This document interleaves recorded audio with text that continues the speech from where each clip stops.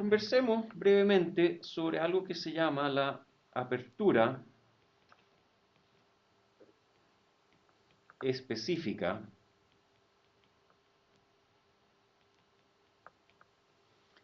de una antena.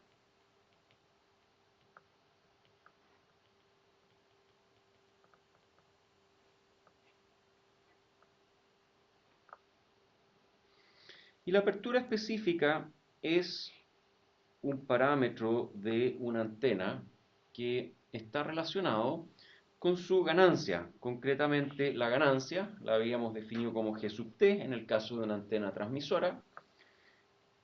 Viene dada por 4pi multiplicado por esta apertura específica de la antena transmisora dividido por lambda al cuadrado. Lambda, desde luego, es la longitud de onda de la transmisión. Longitud de onda de la transmisión. Y se mide, desde luego, en metros. Y este parámetro A sub t es justamente lo que llamamos la apertura específica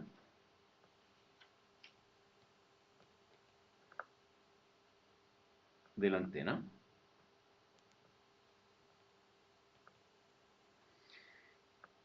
Y sus unidades son metros cuadrados. Es una unidad de área. Entonces, tratemos de interpretar esto en forma conceptual. Tenemos un parámetro que se llama apertura, que se mide en metros cuadrados y representa en cierta forma a la geometría de la antena. Una antena que tiene una gran ganancia, lo vemos acá, dada una cierta frecuencia de transmisión, por lo tanto una longitud de onda, 4pi es constante. Una antena de gran ganancia implica que la apertura específica también es grande.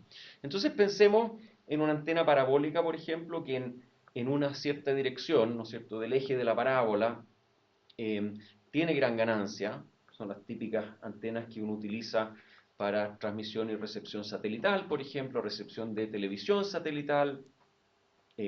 Se usa también en microondas para transmitir en forma muy dirigida de la cumbre de un cerro a la cumbre de otro cerro cuando uno arma un enlace de microondas.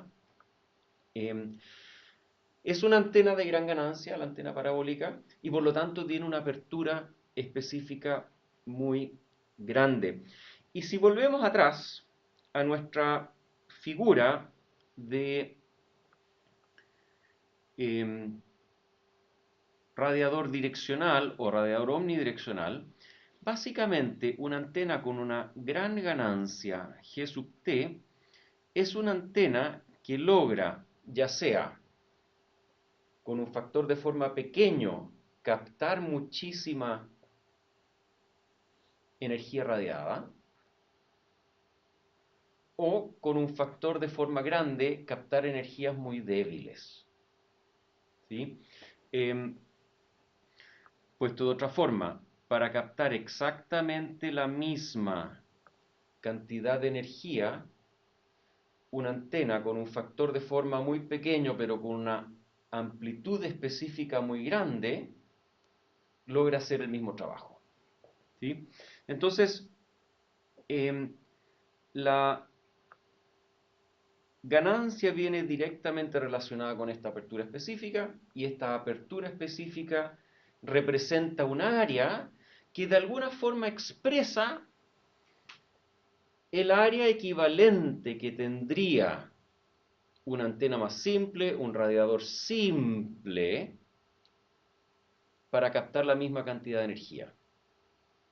Entonces pensemos en una antena parabólica que tiene 1 metro cuadrado de área física, pero que tiene una apertura específica, digamos, de 100 metros cuadrados.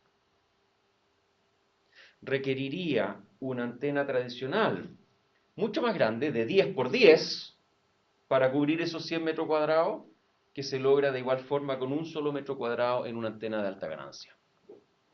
Bien. Si ahora llevamos nuestro ejemplo de transmisión, donde tenemos acá al transmisor, al cual se le alimenta una cierta cantidad de potencia transmitida. Esa potencia sale al aire, se propaga, y en alguna parte del espacio, seguimos en el espacio libre, y en alguna parte del espacio hay una antena receptora que tiene una cierta apertura específica también, capta una cierta cantidad de la energía que hay en el aire y entrega una potencia recibida. Pero lo importante es tener presente de que esa potencia recibida es función de la distancia que separa al transmisor y al receptor. Entonces la pregunta que queremos responder es, bueno, ¿cómo se ve esa potencia recibida en función de la distancia dada una potencia transmitida y dadas ciertas aperturas específicas o ciertas ganancias de la antena transmisora y de la antena receptora? Lo que sabemos desde luego es que la apertura específica de la antena receptora es la ganancia de la antena receptora por lambda al cuadrado dividido por 4pi y se mide en metros cuadrados. Y aquí lo único que hice fue esencialmente tomar esta fórmula que aplica para la ganancia de la antena transmisora y despejar la apertura específica y cambiar los subíndices para representar que estamos aquí en este caso hablando de la antena receptora. Lo importante es que una antena es un elemento completamente inerte. No se comporta distinto al transmitir potencia que al recibirla. Su física es la misma sin importar en qué dirección va el flujo de energía, ¿sí? Así que todo lo que hemos dicho sobre la apertura específica y la ganancia de transmisión también aplica sobre la eh, apertura específica y ganancia de recepción. Ahora, la potencia recibida en función de la distancia viene dada por la densidad de potencia, S, en función de la distancia a la cual está expuesta esta antena receptora, vale decir, vuelvo aquí a esta figura, estamos hablando de esta densidad acá, si es que este es el punto en el cual está situada la antena receptora, y esa densidad va a enfrentar la apertura específica de la antena receptora. Entonces, recordando que esto acá está en watts por metros cuadrados, si es que multiplicamos esto por la apertura específica de la antena receptora, que sabemos está en unidades de metro al cuadrado, desde luego que lo que se obtiene es igual a una potencia en watts. Y si desarrollamos este producto, tenemos que esto es igual a P sub t por G sub t, que es la pire, dividido por 4pi d al cuadrado, multiplicado por G sub r, lambda al cuadrado, dividido por 4pi, y todo ello en watts. De aquí es donde resulta la siguiente expresión. La potencia recibida en función de la distancia es igual a la potencia transmitida multiplicado por un factor lambda dividido por 4pi pi por la distancia, todo ello al cuadrado, multiplicado por la ganancia de la antena transmisora y por la ganancia de la antena receptora. Esta ecuación tiene un nombre y es lo que conocemos como la ecuación de Friis de propagación en el espacio libre. Ecuación de Friis de propagación en el espacio libre.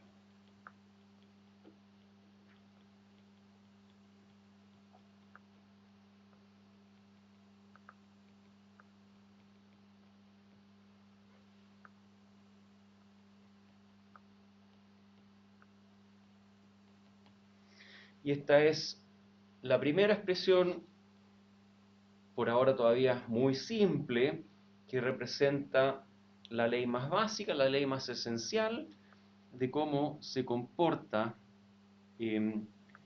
la potencia de una transmisión entre un transmisor y un receptor que se encuentran completamente libres y solos en el espacio libre. Ahora, fíjense que es bien interesante analizar esta ecuación que por un lado tiene sentido. Cuanto más potencia transmitida, desde luego más potencia recibida. Cuanto más ganancia de antena transmisora o receptora, desde luego más potencia recibida. Interesante observar que da lo mismo si es la antena transmisora la que tiene ganancia o la antena receptora. Lo importante es el producto. Uno puede tener una antena débil en el transmisor con una pequeña ganancia y una antena muy direccional de alta ganancia en el receptor, o bien al revés, y desde el punto de vista de la potencia recibida no hay diferencia. Y el otro aspecto que es interesante observar es que la potencia recibida depende del cociente entre la longitud de onda de la transmisión y la distancia que separa transmisor y receptor. Si la distancia crece al doble, la potencia recibida cae en un factor 4, debido a que aquí hay un factor 2 que se eleva al cuadrado. Y ese factor 4 se podría recuperar bajando la frecuencia de transmisión a la mitad, de tal forma que la longitud de onda gane un factor 2 y compensa el factor 2 de abajo. Entonces, lo que hay oculto en esta ecuación es una indicación muy clara que frecuencias de transmisión más bajas, con la misma potencia transmitida, con las mismas ganancias de antenas transmisora y receptora, frecuencias de transmisión más bajas tienen en general mayor alcance. ¿Por qué? Porque la potencia recibida tiende a ser mayor. Y debido a eso es que frecuencias de transmisión más bajas también tienden a tener un mayor valor de mercado. Disponer de espectro en frecuencias más bajas es espectro más valioso. Resumamos esas dos o tres observaciones clave.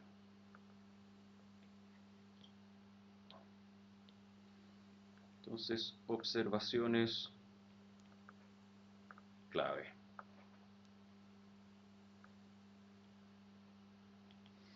La primera es que si la potencia de transmisión sube, desde luego que la potencia recibida también sube. La segunda es que GT y GR son intercambiables. Voy a poner entre comillas, pero creo que esa palabra expresa en forma muy sintáctica, la idea. Intercambiables. viables. Y la tercera idea es que PR es gobernada por la razón lambda dividido por D. Y aquí si D sube en un factor 2, implica la potencia recibida baja en un factor 4. Y si luego lambda sube también en un factor 2, lo cual es equivalente a decir que la frecuencia portadora, F sub c de la transmisión, baja por un factor 2, la consecuencia es que la potencia recibida recupera nuevamente ese factor 4. Y aquí entre comillas voy a poner espectro radioeléctrico de frecuencias más bajas tiende a ser más valioso. Desde luego que hay otros elementos que también son importantes para valorizar espectro, por ejemplo, cuál es el ancho de banda espectral del cual se dispone. Si uno tiene una cantidad de espectro separado en dos bandas en frecuencias bajas, puede ser menos atractivo eso que tener una porción completa, ininterrumpida de espectro en frecuencias más altas, pero como norma general, espectro radioeléctrico de frecuencias más bajas es más atractivo. Esto en particular fue un tema subyacente a la discusión cuando la televisión analógica fue volviéndose obsoleta y comenzó a introducirse la televisión digital, canales que tenían transmisiones analógicas, televisión abierta, no podían de un día para otro comenzar con transmisiones digitales y dejar las transmisiones analógicas, sino que hubo que dar, digamos, unos 5 o 10 años de transición, también entre otros para que los televisores, los receptores de las personas puedan ir siendo renovados. Los mundiales de fútbol son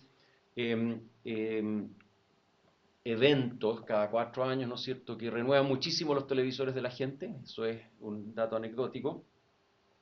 Entonces, en esta coexistencia de tener que transmitir televisión, la misma señal, tanto analógica como digital, desde luego que se habilitaron nuevos canales que tendieron a estar en una banda de frecuencia más alta, donde había frecuencias más libres. Y la discusión era si es que el día de mañana, cuando se da de baja al canal analógico, si es que hay una pérdida de valor, una pérdida de patrimonio para el emisor de televisión, por el hecho de que antes tenía espectro más valioso que ahora en la era digital.